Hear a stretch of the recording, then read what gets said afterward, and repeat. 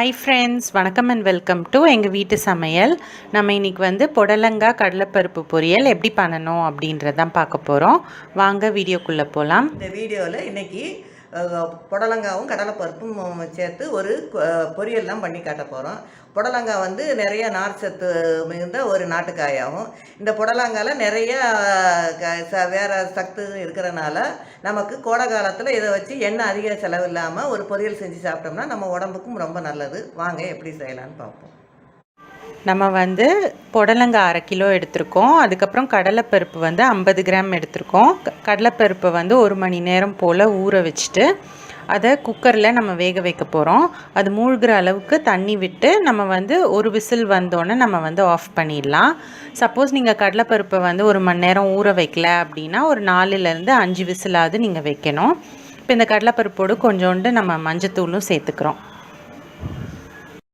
இப்போது நம்ம புடலங்காய் வந்து எடுத்துக்கலாம். அதில் மேலேயும் கீழேயும் இருக்கிற பாகத்தை நம்ம வெட்டி எடுத்துருவோம். அதை வந்து நம்ம சேர்க்க தேவையில்ல. அதுக்கப்புறம் மேலே இருக்க தோலை வந்து இந்த மாதிரி நீங்கள் வந்து சுரண்டி எடுத்துக்கலாம். இந்த மாதிரி சுரண்டினாலே இது வந்துடும். அதுக்கப்புறம் நீங்கள் வந்து நல்லா கழுவிக்கோங்க. இப்போ இதை வந்து நம்ம குட்டி குட்டி பீஸாக நம்ம வந்து கட் பண்ணி எடுத்துக்கணும்.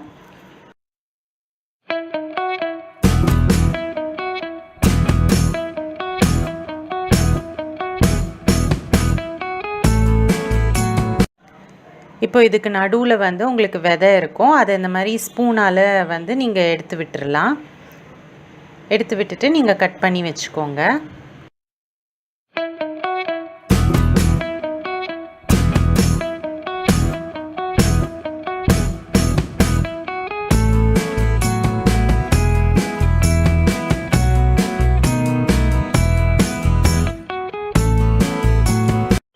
இப்போ வந்து கடலைப்பருப்பு வந்து வெந்துருச்சு. இது வந்து குழையக்கூடாது, இந்த மாதிரி தான் இருக்கணும். இப்போ இதோட தண்ணியெல்லாம் நீங்கள் வந்து ஃபில்டர் பண்ணி கடலைப்பருப்பை தனியாக எடுத்து வச்சுக்கோங்க.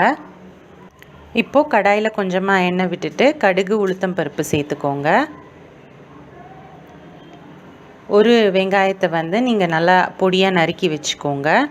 அதே மாதிரி 4 பச்சை மிளகாய் எடுத்து வச்சுக்கோங்க. கொஞ்சோண்டு கருவேப்பிலை சேர்த்துக்கோங்க. இப்போ வெங்காயத்தையும் பச்சை மிளகாயும் சேர்த்துக்கோங்க. நல்லா வதக்கிக்கோங்க.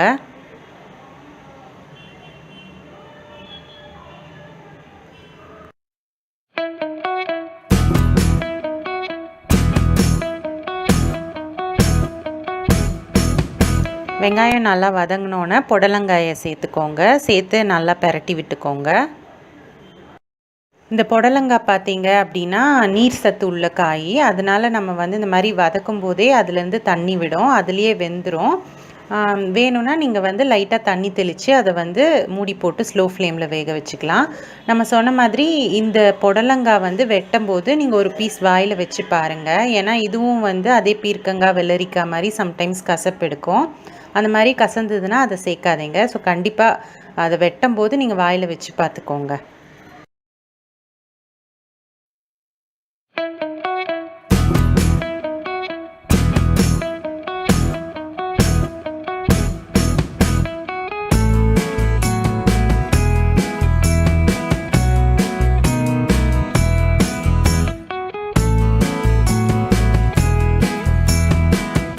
புடலங்காய் வந்து 3/4 பதம் வெந்த பிறகு நீங்கள் வந்து வச்சுருக்க அந்த கடலைப்பருப்பை அதில் சேர்த்துக்கோங்க. சேர்த்து அதை வந்து நல்லா மிக்ஸ் பண்ணி விட்டுக்கோங்க. தேவையான அளவு உப்பு சேர்த்துக்கோங்க. புடலங்காய் வந்து நல்லா வெந்த பிறகு ஒரு 4 டேபிள் ஸ்பூன் போல் தேங்காய் துருவல் வந்து அதில் சேர்த்துக்கோங்க. சேர்த்து நல்லா பெரட்டி விட்டுக்கோங்க. தேங்காய் துருவல் சேர்த்த பிறகு ரொம்ப நேரம் அடுப்பில் இருக்கணும்னு அவசியம் இல்லை. கடைசியாக மல்லித்தழை தூவி ஸ்டவ் ஆஃப் பண்ணிட வேண்டியது தான். சுவையான புடலங்காய் கடலைப்பருப்பு பொரியல் வந்து சூப்பராக தயாராகிடுச்சு. பார்க்கவே ரொம்ப கலர்ஃபுல்லாக டேஸ்டியாக இருக்குது. ரொம்ப சூப்பராக இருக்கும். ஸோ இந்த சம்மருக்கு நீங்களும் இந்த புடலங்காய் பொரியல் செஞ்சுட்டு உங்களோட ஃபீட்பேக்கை எங்களுக்கு கமெண்ட்ஸில் போஸ்ட் பண்ணுங்கள். இந்த வீடியோ உங்களுக்கு பிடிச்சிருந்ததுன்னா லைக் பண்ணுங்கள், ஷேர் பண்ணுங்கள், சப்ஸ்கிரைப் பண்ணுங்கள். மறக்காமல் பெல் பட்டனையும் டேப் பண்ணுங்கள். அப்போ தான் எங்களோட ரெகுலர் அப்டேட்ஸ் உங்களுக்கு வந்து சேரும். Thank you.